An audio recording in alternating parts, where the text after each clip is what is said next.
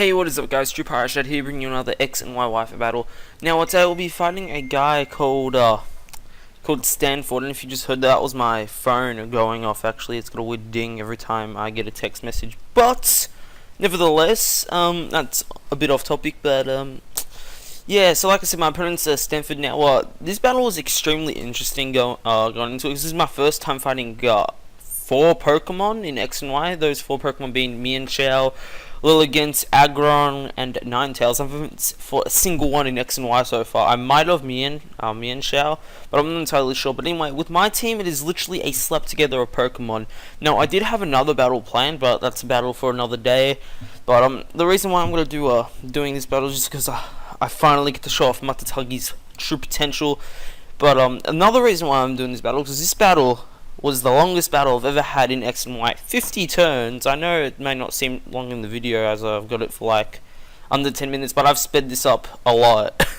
So it's an extremely long battle, and it's very stally as well, so there's that. But it's still an alright battle. Not the best, but it was very long, and there was many times where I felt like just crying from hacks. It's horrible.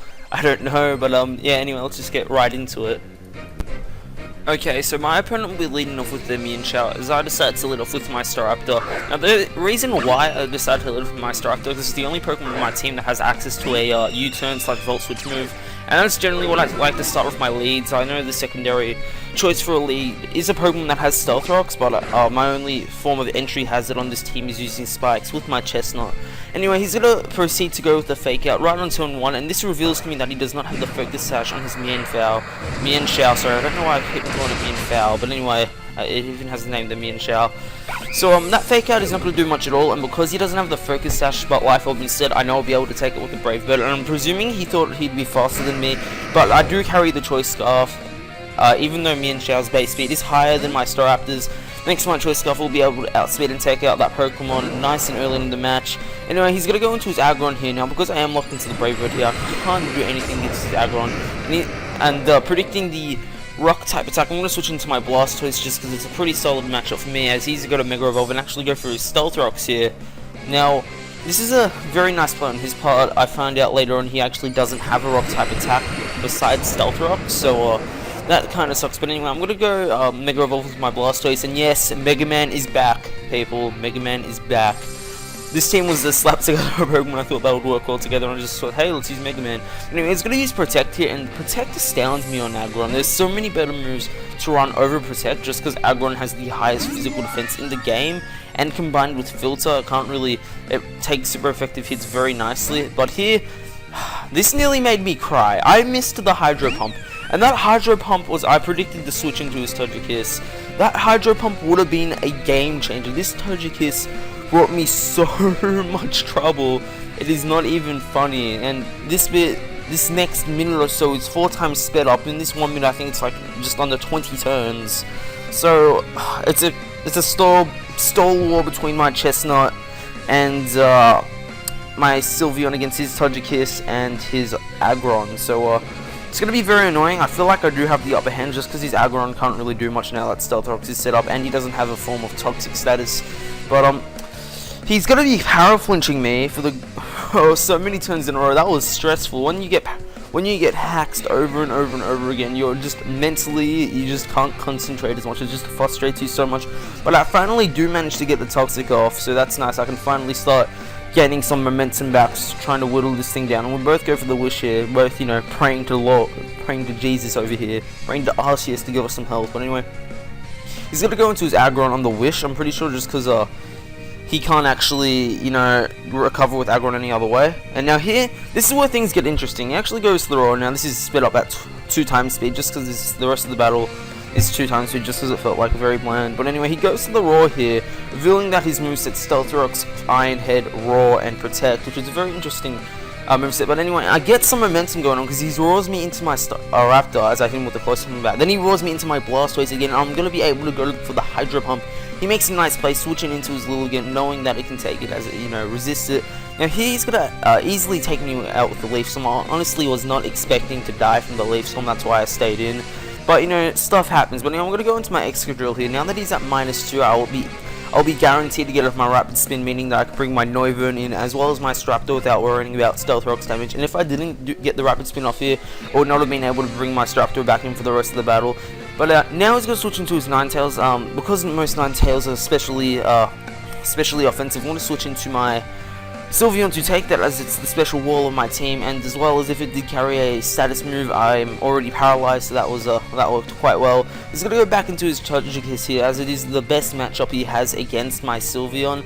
And now there's not much I can do with my Sylveon against his Togekiss, just because of the fact I've already Toxiced it. And my best bet here, there's no need for me to switch into my Chestnut, so I decided to go into my Excadrill instead. And then I noticed the Mold Breaker. Now I knew in this matchup he would switch into his Aggron, but an Earthquake wouldn't normally do too much to an Aggron because it has the ability called Filter, which means makes all super effective moves do normal damage. But because I have the Mold Breaker, my Earthquake will hit for the damage it's meant to. So that was my plan, to bring his Aggron out and hit with a nice and powerful Earthquake.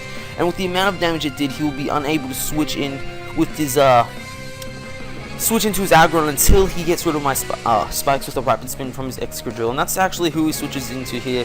But I'm going to predict that and go straight for a U-turn. Not only do I pop this thing's balloon, I'm also going to be able to get a free switch into my Noivern, and because A, he's carrying a balloon, I'm known for Faster, B, the sandstorm of the sunny days up, and C, my Noivern carries Flamethrower. That's an ultimate combo to take down his Excadrill, and in that one move I was able to take down his Excadrill and his Aggron, just because of the fact now he can't switch into it because there's no way he can get rid of my spikes, which is really good for me. I finally got some haste going back on here, some momentum going back on here, so that was very nice indeed. Now I'm going to go into my Excadrill once again. I know I'm pretty safe to go for Rock Slide or Earthquake or whatever I want to go for. Now this is very bad right here. I do go for the Rock Slide, I do hit, but Ninetales barely lives. I do have max attack IVs as well as full attack investment, but I'm unable to take it out, and I will end up losing my Excadrill to the Flamethrower, and he'll be able to recover that all off with that wish from the Togekiss. But anyway, I'm going to go for the Moonblast here with my Sylveon. That actually did literally no damage whatsoever, and now that I've lost my Excadrill, I don't really have a solid Pokemon to take down his, what do you want to call it, his Ninetales. But, you know, it's mainly because my Staraptor's at really low health after the Raw, Switch-ins, and Brave Bird, and so on and so forth. But I make a really nice play here. I predict him to go to the Wish, and now I'll be able to bring out Matatagi once again.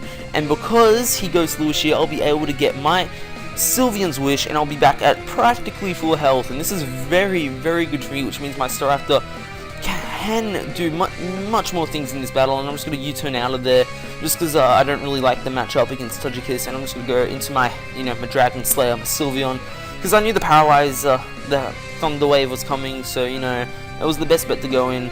Now this Togekiss is literally the last thing standing in between me and victory, as I'm not worried about his what do you want to call it, his Lilligant, just because I've got my Staraptor for that. Ninetales will be a bit of a problem, but I will be easily able to take care of him with Noivern as well as Staraptor as well. So yeah, like I said, that Togekiss is literally the main thing standing in between me and winning at this point.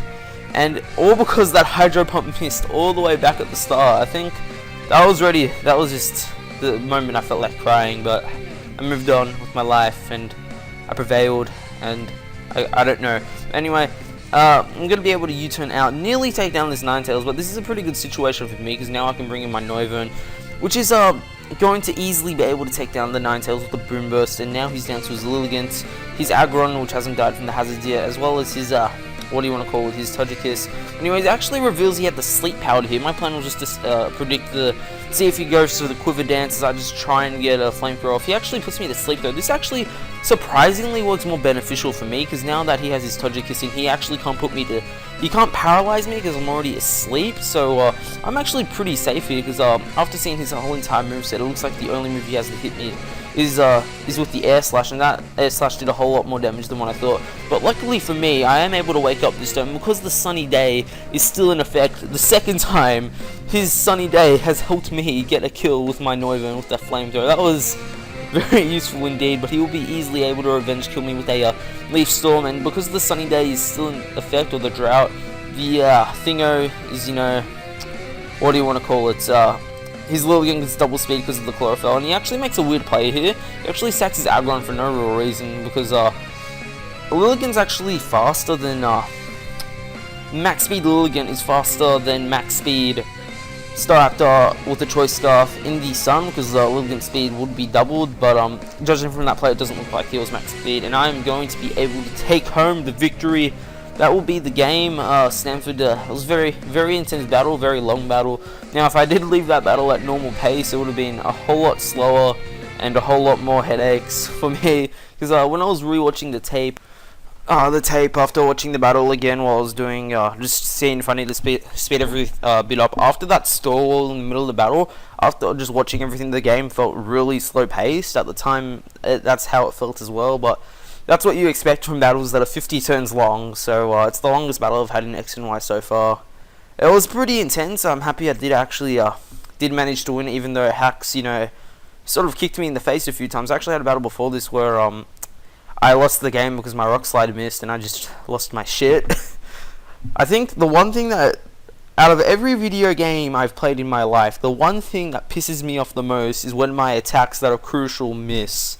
I think in Pokemon, that's probably the thing that pisses me off the most out of every video game I've ever played in my life. This is it just makes me so mad. I just want to.